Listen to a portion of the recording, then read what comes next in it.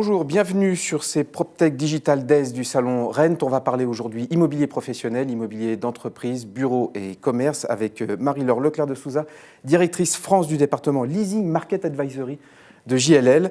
David Bramy, on parlera plus spécifiquement de commerce, cofondateur et président de Point de Vente. Et puis j'accueille Maëlys Rebora, responsable marché immobilier professionnel du groupe Se Loger, qui va nous parler de ce baromètre sur les prix et la perception de l'immobilier professionnel en France. Quelles sont un petit peu les grandes tendances de cette vaste enquête menée auprès de 500 professionnels ? Alors pour remettre dans le contexte, en effet, Se Loger Bureau et Commerce, du site spécialisé dans l'immobilier d'entreprise et des commerces du groupe Se Loger, a choisi de mener cette enquête auprès de 500 professionnels de tout type de profil, qui recherchaient à la fois bureau ou commerce ou entrepôt, et dans toute la France pour répondre à deux interrogations particulière. La première provient d'un phénomène qu'on a identifié sur notre site à la sortie du confinement. Entre juin et septembre, on a vu que les visites explosaient de 30%. Et on cherchait à savoir donc, si c'était plutôt dû à un engouement suite à la sortie du confinement ou si c'était un phénomène durable. Le deuxième point sur lequel on s'interrogeait, c'était l'impact potentiel du confinement sur la structure des recherches. Est-ce que le confinement et la crise sanitaire avaient modifié structurellement, durablement, les critères de recherche des professionnels en recherche ? Le premier point qui ressort est plutôt positif. À première vue, on voit que seuls 8% des professionnels en recherche déclarent avoir abandonné ou repoussé leur projet, et on voit même qu'on a 84% des personnes qui ont été interrogées qui déclarent penser pouvoir finir leur projet d'ici fin janvier 2021, et pour plus de la moitié, ce serait même d'ici la fin de l'année. Donc il y a une vraie envie, il y a un optimisme. Tout à fait, il y a de l'optimisme, il y a de l'envie, mais derrière l'optimisme se cache tout de même une réalité qui est assez différente, puisqu'on remarque que plus de 2 personnes sur 5 ont modifié leurs critères de recherche. Alors le premier, c'est assez évident, c'est le budget, évidemment, pour près de la moitié d'entre eux. Le second, c'est la superficie du local qui est recherchée. On a, pour les bureaux et pour les commerces, une tendance qui va sur une superficie à la baisse. Et pour les locaux d'activité, on est plutôt sur une superficie à la hausse, ce qui s'entend étant donné le dynamisme du secteur suite à la fin du confinement. Le troisième critère, qui est le plus parlant, c'est le périmètre géographique. Aujourd'hui, lorsqu'on recherche un local, que ce soit un commerce, bureau ou local d'activité ou entrepôt, le premier critère, celui qui va être décisif dans le choix du bien que l'on va faire, ça va être le périmètre géographique, ça va être l'emplacement. Donc le fait qu'on ait plus d'un quart de ces personnes qui aient modifié ce critère-là, ça montre que la crise a eu un impact vraiment structurel sur les recherches. L'emplacement, la localisation, c'est le b.a.-ba de l'immobilier. On va peut-être voir ça avec nos professionnels. Juste sur la crise sanitaire, comment est-elle perçue par les 500 professionnels que vous avez interrogés ? Alors aujourd'hui, la crise sanitaire est perçue de manière plutôt positive, en tout cas pour plus d'un quart d'entre eux. On voit que ils déclarent en tout cas que la crise a eu un impact positif sur leur projet. Ça, c'est dû à plusieurs raisons. Le premier, c'est qu'ils observent une baisse des prix. Et le deuxième, c'est vraiment ce côté opportuniste, c'est-à-dire que pour eux, la crise est une opportunité, va créer des opportunités business, va potentiellement créer des nouveaux besoins pour les consommateurs. Là, on parle, je rappelle juste sur le côté temporel de cette étude, elle a été menée entre août et septembre. Voilà, donc après la première vague. Exactement, après la première avant vague. Avant la deuxième. Exactement. Je dis bien deuxième et pas seconde, parce qu'on ne sait jamais. Ce qui est tout de même, ce qui ressort, c'est tout de même qu'on a des disparités en fonction des régions, en fonction des différents types de biens qui sont recherchés. Aujourd'hui, on a des franciliens qui sont très optimistes. On a plus de la moitié d'entre eux qui pensent qu'aujourd'hui, c'est le moment idéal pour concrétiser leur projet, en tout cas qui le pensaient début septembre. Et on en a même un tiers qui pense que c'est vraiment tout de suite, maintenant, qu'il faut concrétiser. Voilà, et c'est dû notamment au fait que 40% d'entre eux anticipent une baisse des prix sur le marché. On regarde par exemple à l'inverse, dans le sud-est, on en a plus de la moitié qui pensent que les prix à l'achat ne vont pas baisser et qui déclarent que pour eux, ce n'est pas du tout une opportunité business, cette crise, qui ont très mal vécu les mesures restrictives et qui attendent beaucoup plus d'aide de l'État pour les aider à traverser ce moment difficile. En fonction des différents types de biens recherchés aussi, on a évidemment des avis qui divergent complètement. Pour les bureaux, c'est surtout la décompression du marché qui a pu réjouir ces interrogés. Pour eux, c'est vraiment la baisse des prix qu'ils anticipent et la hausse de l'offre disponible qui les fait sourire, je dirais. Et pour ceux qui recherchent des locaux d'activité ou des entrepôts, on en a près de la moitié d'entre eux qui considèrent justement que cette crise est une opportunité business et ça se voit sur les recherches puisqu'ils recherchent plus grand. Pour les commerces, le constat est plus sombre puisque plus de la moitié d'entre eux ont dû modifier leur budget, déclarent en tout cas avoir dû modifier leur budget suite à la crise, et on a les 3/4 de ces interrogés qui ont vraiment peur, qui craignent en fait des restrictions dans l'obtention d'un crédit, en sachant que 81% déclarent aujourd'hui qu'ils ont besoin de ce crédit pour pouvoir mener à bien leur projet. Voilà. Sur la logistique, sur les locaux d'activité, les entrepôts, c'est un tout petit peu mieux. Je crois c'est plus positif en tout cas. Ce qu'il déclare, ce qui ressort justement de cette étude, c'est que c'est plus positif. On voit qu'on a une tendance qui est quand même plus dynamique et qui va vers des recherches plus améliorées. Si on parle prix, qu'est-ce que ça donne au niveau des prix? Je vous ai entendu parler beaucoup, baisse de prix, baisse de prix. Je rappelle qu'on parle de ceux qui cherchent des locaux, on ne parle pas des bailleurs, donc on en viendra peut-être avec notre discussion. Eux, je pense qu'ils redoutent plutôt la baisse des prix. Ils ne voient pas trop ça comme une opportunité, mais qu'est-ce que ça donne au niveau des prix? Alors, à l'échelle nationale, aujourd'hui, sur Se Loger Bureau et Commerce, ce qu'on enregistre, c'est une baisse des prix de vente pour les bureaux comme pour les locaux commerciaux et une hausse des loyers des bureaux et une stabilisation des locaux commerciaux. On le voit en Île-de-France plus particulièrement, on a une baisse à 2 chiffres sur les prix de vente des locaux commerciaux, une légère baisse sur les prix des bureaux et une légère augmentation sur les loyers des bureaux. Et on voit par contre que l'augmentation est assez prégnante sur les locaux commerciaux puisqu'on a plus 3% pour le prix des loyers des locaux commerciaux.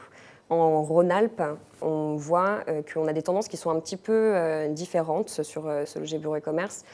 Toujours des tendances à la baisse sur les prix d'achat, mais sur les bureaux, les loyers des bureaux semblent se stabiliser dans les Rhône-Alpes et les loyers des locaux commerciaux semblent entamer une légère baisse. Très bien. Merci en tout cas, Maëlys, pour tous ces éléments.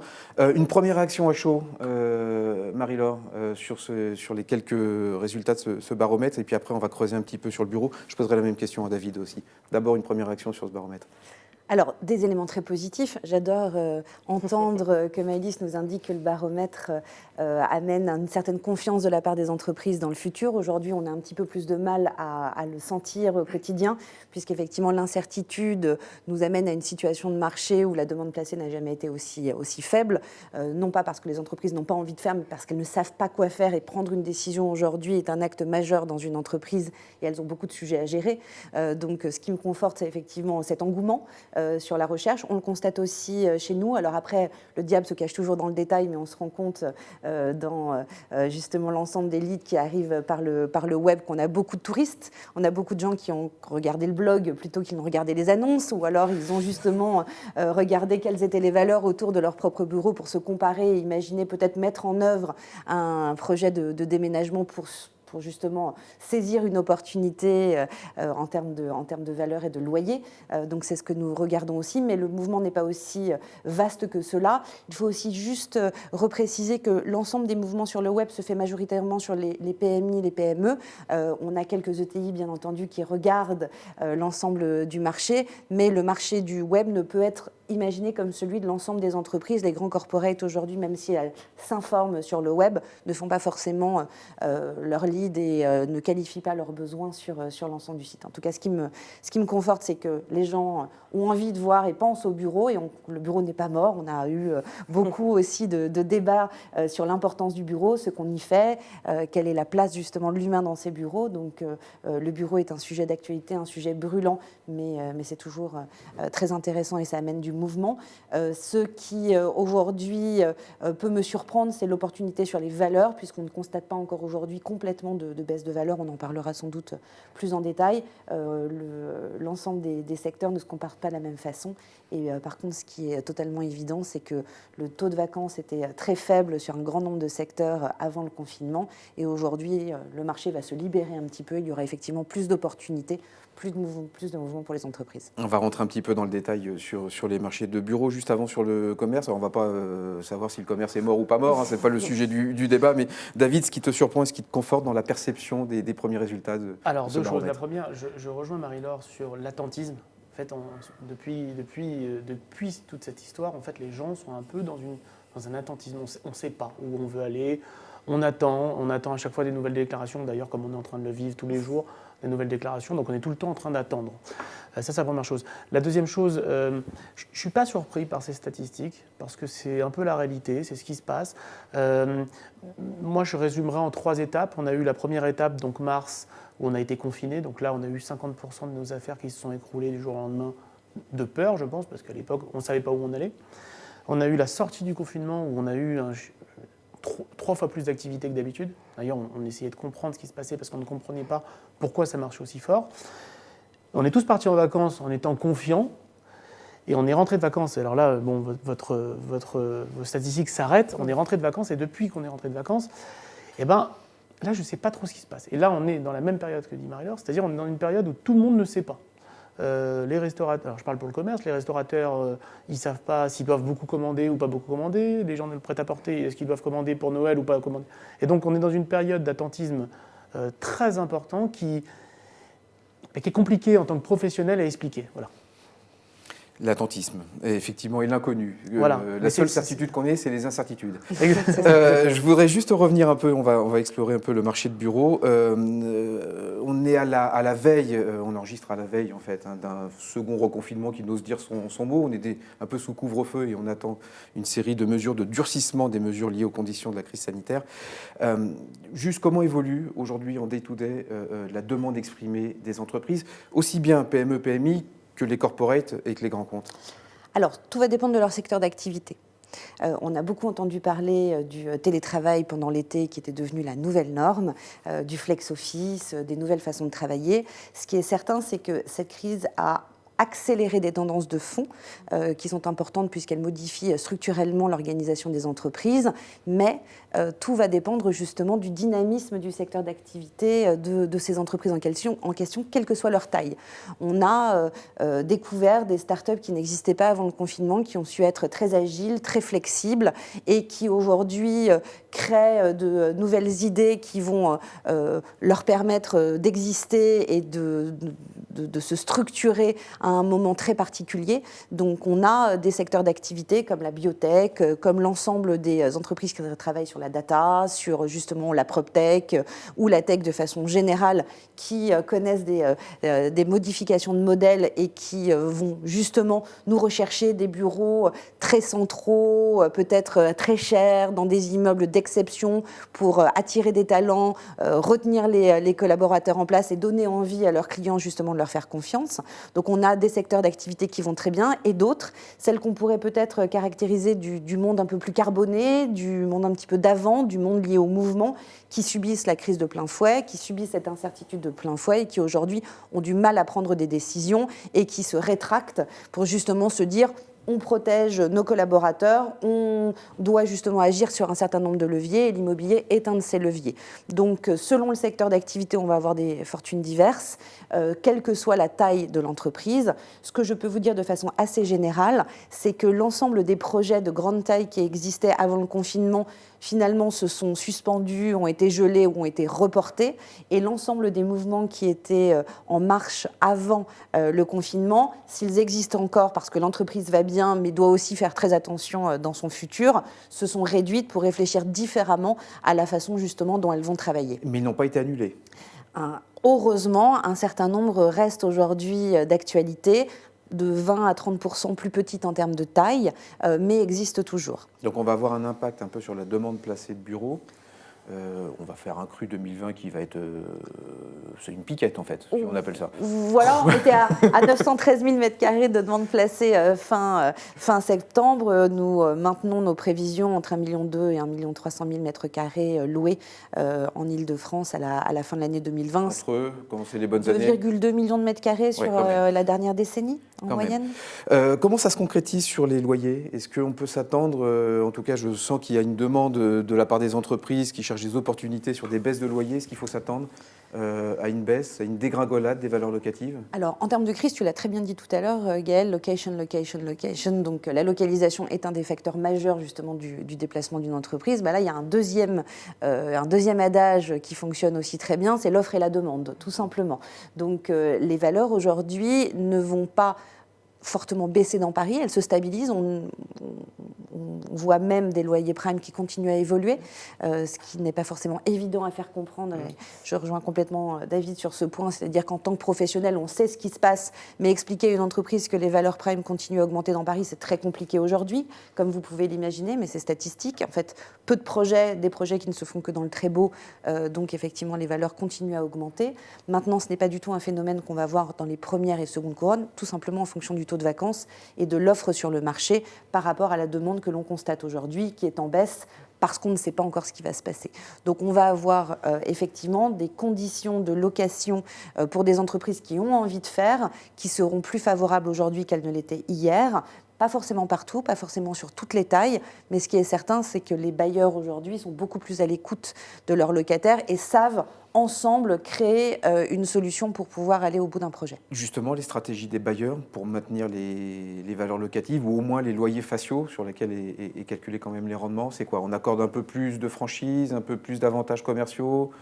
Exact. On est à l'écoute dans l'entreprise, on rentre beaucoup plus dans leur stratégie, dans leur modèle pour adapter justement une prise à bail à la situation de l'entreprise, à son domaine d'activité. On accompagne sa montée en croissance, on accompagne justement son besoin de divisibilité, de flexibilité. Potentiellement aussi, on voit réapparaître le plug and play. Le bailleur propose que les locaux soient aménagés avant d'y rentrer, par exemple, ce qui permet de diminuer les capex. On voit des grands immeubles de bureaux qui n'étaient aujourd'hui disponibles que pour les très grandes entreprises s'ouvrir à des entreprises de plus petite taille. Donc aujourd'hui, on a un discours et un débat qui s'est complètement ouvert avec beaucoup plus de discussions et effectivement des mesures d'accompagnement plus fortes pour accompagner une valeur faciale qui, sur les dernières transactions, est restée à des niveaux que les bailleurs considéraient comme tout à fait... Et aujourd'hui, un bailleur qui demande toujours un 6 ans ferme, oui.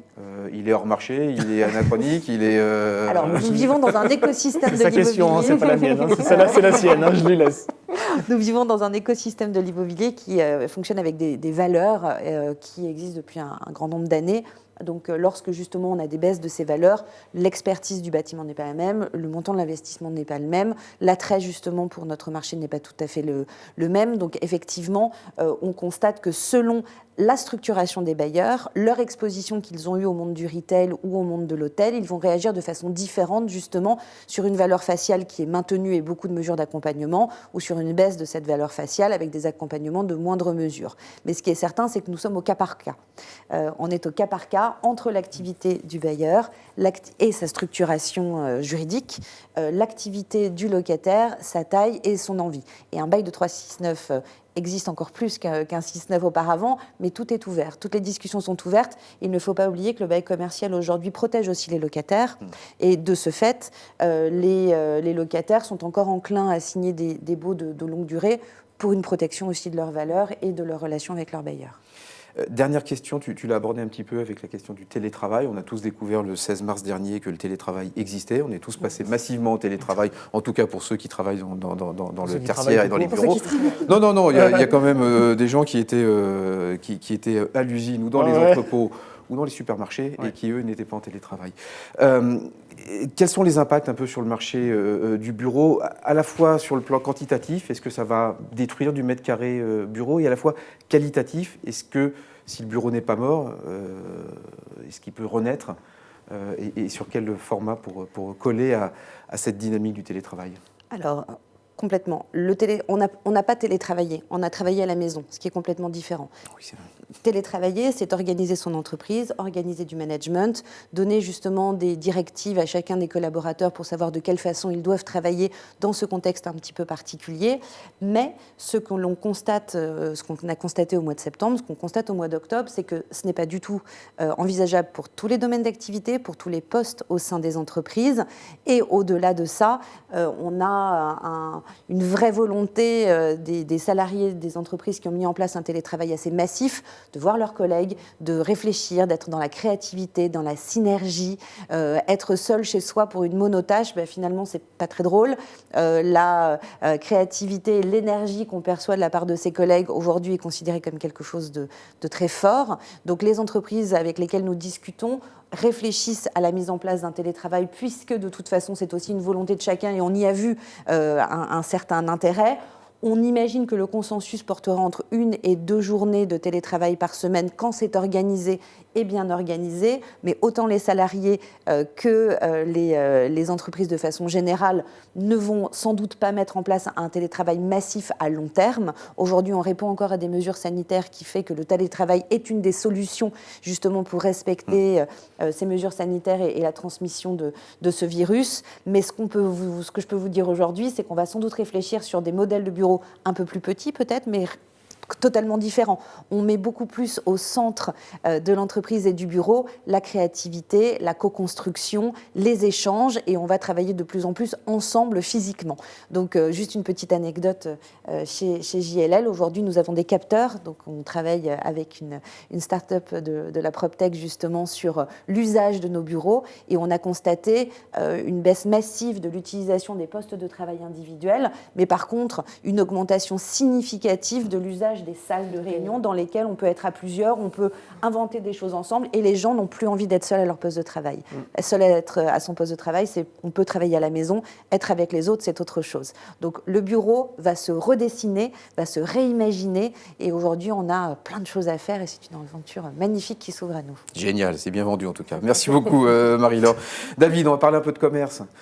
Tu l'avais un tout petit peu évoqué sur les différents tempos, et moi je voudrais savoir comment les commerçants, selon les secteurs d'activité dans lesquels ils sont, habillement, loisirs, équipement de la maison, restauration, etc., ont traversé, j'avais envie de dire traversé cette crise qui n'en finit pas, cette crise sanitaire qui n'en finit pas. Quel est un petit peu tes retours sur le terrain aujourd'hui ? D'accord, alors juste avant de te répondre, je voudrais juste rajouter quelque chose sur ce qu'elle a dit, c'est que l'être humain, on n'est pas des loups solitaires, et malheureusement derrière un ordinateur, d'ailleurs on s'en rend compte là sur un plateau, ça fait du bien de se retrouver, ça fait du bien de même ne pas se toucher, mais d'échanger, d'avoir un peu de chaleur, voilà. Donc le télétravail ou le travail à la maison, comme il disait, à un moment, on est malheureux de rester chez nous, on a besoin d'interaction. Voilà, juste pour finir sur ce sujet-là. Ça veut dire, si je fais le lien avec le commerce, on aura toujours besoin de commerce physique. Donc j'y viens, je fais le rapprochement. Alors déjà, la première chose, c'est que en tant que professionnel, et c'est vraiment la première fois de ma vie que je me sens autant professionnel, les gens ont plein de questionnements, plein de doutes. Nous, on avait écrit une lettre ouverte aux commerçants. On a pris beaucoup de temps, ce que j'expliquais à mes collaborateurs, de prendre le temps déjà de parler aux gens. Parce que, mis à part d'être un broker et de transacter, les gens sont perdus aujourd'hui. Moi, j'ai plein de gens qui me disent « Moi, je suis dans le prêt-à-porter, comment ça se passe pour les autres ? Moi, je suis dans la restauration, comment ça se passe pour les autres ?» Et en fait, les gens ont besoin d'échanger, d'être rassurés pour savoir comment ça se passe. Alors, comment ça se passe ? Ça se passe, en fonction de certaines activités, ça se passe difficilement. La restauration, par exemple, ça marche très fort. D'ailleurs, la semaine dernière, j'ai pris une offre sur un loyer assez conséquent dans Paris, pour de la restauration, et c'était plus fort que moi. J'aurais pas dû, parce que en tant que professionnel, normalement, on ne doit pas le faire. Je lui ai posé la question, je lui ai dit, dites-moi, vous avez déjà 2 restaurants, pourquoi vous prenez un 3e en ce moment ? Non, mais en tant que professionnel, on n'a pas à poser cette question normalement, on doit défendre ses... Eh bien, c'était plus fort que moi, je lui ai dit, mais pourquoi vous prenez un loyer aussi important aujourd'hui ? Et il m'a répondu une phrase, il m'a dit, mais qu'est-ce que vous voulez que je fasse ? Est-ce que je vais devoir m'arrêter ? On peut pas s'arrêter. Donc il me dit, moi, mes restaurants, j'étais ouvert le midi et le soir, je travaillais très bien. D'ailleurs, il m'a dit, je travaille même mieux parce que les gens ont encore, en plus encore besoin de sortir, plus encore besoin de se retrouver. Et il m'a dit, de toute façon, il y a bien un moment, elle va s'arrêter cette crise. Oui, donc il anticipe. Donc il me dit, on va nous accompagner, c'est ce que j'ai demandé aux bailleurs, vous parliez des bailleurs, on y viendra après peut-être, mais il faut que les bailleurs accompagnent, et de toute façon, cette crise, elle va durer 1 an, elle va durer 1 an et demi, 2 ans au maximum, mais il y a bien un moment où on va revenir à la normale. Faut espérer. Juste sur les formats des magasins, il y a des formats qui souffrent plus que d'autres. Et puis sur la localisation, on parlait beaucoup de localisation. Aujourd'hui, est-ce qu'il y a une différence entre le commerce de périphérie et de Alors oui, centre-ville? on va y venir. Alors nous, il y a une vraie différence entre les commerces de périphérie, la banlieue et le centre-ville. Alors, Paris, le centre-ville, le prime, alors nous dans le commerce, après je ne parle pas pour le bureau, nous dans le commerce, le prime a pris un sérieux coup. C'est-à-dire qu'aujourd'hui, qui prenait le prime? Les grandes enseignes nationales. Les grandes enseignes nationales aujourd'hui, ils ont des directives en disant, pour l'instant, on va attendre de voir comment ça se passe. Donc le prime aujourd'hui, nous on le voit, hein, on a des très beaux emplacements. Les valeurs, la corrélation de l'acheteur par rapport au bailleur, le bailleur ne veut toujours pas bouger. Alors, en tout cas chez nous, pour l'instant, les bailleurs se disent non, attends, moi je bouge pas, je reste. Bon, nous on leur dit écoutez, ne campez pas sur vos valeurs parce qu'aujourd'hui on ne sait pas comment ça va évoluer. Donc aujourd'hui on a des enseignes qui disent nous c'est trop cher pour l'instant le marché donc on n'y va pas. Et on a des bailleurs qui nous disent pour l'instant nous on reste comme ça. Ça c'est pour Paris et les grandes zones prime. Les zones moins prime, et ça c'est important de vous le préciser, en banlieue, en première couronne ou les rues numéro 2 à Paris, ça marche très fort. Ça marche très fort pourquoi? Parce qu'il y a 3 choses qui sont importantes. Qu'est-ce qui fait que dans Paris les loyers sont importants? C'est qu'on prend en compte bien sûr un emplacement, mais on prend aussi en compte le tourisme et on prend aussi en compte les bureaux. Sauf qu'aujourd'hui, le type qui est à Paris et qui paye une valeur qui est peut-être 2 fois plus importante qu'un local à Montreuil ou qu'un local dans le 19e, il le paye pourquoi? Parce qu'il a les touristes qui viennent et parce qu'il a les bureaux. Non. Sauf qu'aujourd'hui, le touriste, il n'y en a pas, et les bureaux, on vient d'en parler, 50% sont en travail. Donc, c'est-à-dire qu'aujourd'hui, le type qui prend un loyer à 100, le marché peut lui amener que 50. Donc, nous, on se rend compte, par contre, en banlieue et en périphérie, pour l'instant, ça explose. Mais alors, vraiment explose. Hein, je vous Donc, il y a un phénomène de report. Nous, aujourd'hui, les chiffres sont éloquents sur la première couronne de Paris. Vraiment, c'est assez impressionnant. On est même très surpris parce que ça marche très fort. Est-ce que ça va durer? Je ne sais pas, mais le jour où les touristes et où les bureaux reviennent, ça va reprendre la normale. Mais aujourd'hui, la normale n'est pas là, puisque les valeurs sont trop importantes par rapport au chiffre d'affaires que les gens peuvent faire en face. On parle de valeurs justement sur la stratégie des bailleurs. Il y a eu un gros bras de fer entre les grandes enseignes et les grands bailleurs au moment du premier confinement. Aujourd'hui, quels sont un petit peu, où en est-on dans ces rapports entre bailleurs et preneurs? Il y a deux différents. En fait, on ne peut pas faire un bailleur. Il y a 2 types de bailleurs. Il y a les bailleurs, un peu comme on avait vu avec Journaux, qui dès le début a dit nous on va vous aider, on fait partie du jeu, on joue le jeu avec vous. Et on a d'autres types de bailleurs dont je ne donnerai pas le nom, parce que Journaux, on peut le dire, parce qu'il l'a annoncé publiquement. Qui eux-mêmes sont dans une logique. Alors, ils ne sont pas fermés, mais ils essayent de défendre malheur. Alors moi, ce que je peux comprendre, en fait, je comprends tout le monde. En fait, ils ont en face des banquiers qui leur disent non mais attendez, nous, là, ce mois-ci, il faut payer. Il faut rembourser. Donc en fait, les types, on leur dit soit Robin des Bois, parce que c'est ça, ils ont souvent la double casquette, on leur dit t'es méchant, t'es un bailleur, tu nous fais payer. Et le banquier qui lui dit non mais tu veux être gentil ou tu veux être méchant, tu payes. Donc on est dans une période où aujourd'hui, moi, c'est le seul conseil que j'ai donné aux bailleurs aujourd'hui, c'est de leur dire il y avait une valeur qu'on regardait, c'était le taux de rentabilité. Je pense que dans les années à venir, on regardera le taux de rentabilité et le taux de vacances. Et c'est ces 2 valeurs qui feront le patrimoine d'un bailleur. Donc parce qu'on peut dire, moi je fais du 7%, si vous avez 60% de votre parc qui est vide, vos 7% valent vraiment pas grand-chose. Si vous faites du 4,5 ou du 5 sur votre rentabilité, mais que vous avez 95% de votre patrimoine qui est loué, c'est pas la même chose. Donc voilà, pour moi, il y a une valeur en plus qui rentrera. C'est le ça taux de vacances. Qui va améliorer la notation en fait, du bailleur auprès des banques. Enfin, c'est mon avis. Je ne suis pas banquier. Hein. Et l'état des lieux sur la vacance commerciale, aujourd'hui, il y a des locaux qui se vident, il y a des locaux qui se ferment, il y a des rideaux qui quand même. tombent. En tout cas, en banlieue, moins. À Paris, on le voit, de toute façon, je ne peux pas le nier. Aujourd'hui, on voit certaines artères parisiennes. Alors en plus, on a de la chance parce que Madame Hidalgo nous a mis des voies de vélo partout. Donc en plus, il y a des... Non mais parce que c'est très important ce que je dis, pas que je sois contre ou pour, c'est que par exemple, vous regardez la rue de Rivoli aujourd'hui, il n'y a plus de flux voitures. Il y a de moins en moins de flux piétons. Donc en fait, vous avez des artères entières comme ça qui sont amorphes parce que les valeurs locatives étaient très importantes. Et alors, de l'autre côté, vous avez des nouvelles rues qui sont en train de se créer. Je prends la rue du Paradis, je prends la rue du Faubourg-Poissonnière, la rue Saint-Martin, qui sont des rues qui sont en train d'exploser. Donc, je ne pense pas qu'il y a de la vacance locative, je pense qu'il y a des valeurs locatives qui étaient trop importantes par rapport à la réalité de la rue. Et il y a d'autres qui étaient moins importantes. En fait, vous savez, les locataires, ils sont logiques. Ils vont là où ils peuvent payer un loyer. Et quand les loyers sont trop importants et que la rue ne leur amène pas le chiffre d'affaires qu'ils avaient demandé, ils vont en face. Donc voilà pourquoi il y a des rues entières aujourd'hui, des ponts de rue, où des bailleurs avaient acheté des rentabilités très importantes sur des loyers très importants, et qu'aujourd'hui, c'est quoi le nerf de la guerre? C'est le locataire. Si le locataire n'est plus là, vous avez des rues entières qui sont vides. Eux, ils sont scotchés quand? Jusqu'à ce qu'on trouve le vaccin? C'est ça le... Déjà jusqu'à que les touristes reviennent. Parce que Paris c'est quand même une des plus grandes villes en termes de tourisme. Donc aujourd'hui, je le dis, même si les bureaux reviennent, le tourisme n'est pas là. Le tourisme n'est pas là. Donc c'est catastrophique pour des clients. Vous avez des restaurants qui travaillaient qu'avec les tours opérateurs. Vous aviez les hôtels. On peut aller très loin, mais c'est une catastrophe économique, le tourisme. C'est le tourisme qui est catastrophique.